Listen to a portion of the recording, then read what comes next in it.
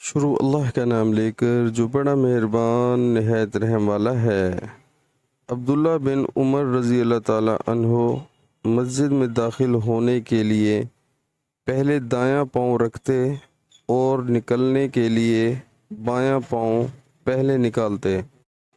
رسول اللہ صلی اللہ علیہ وآلہ وسلم اپنے تمام کاموں میں جہاں تک ممکن ہوتا دائیں طرف سے شروع کرنے کو پسند فرماتے تھے۔ طہارت کے وقت بھی، کنگھا کرنے اور جوتا پہننے میں بھی۔ صحیح البخاری کتاب نماز کا بیان۔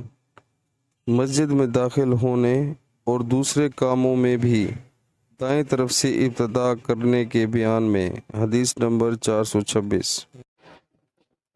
پیارے مسلمانوں، اللہ تعالی ہمیں حدیث پاک سن کر اس پر عمل کرنے کی توفیق عطا فرمائے، آمین۔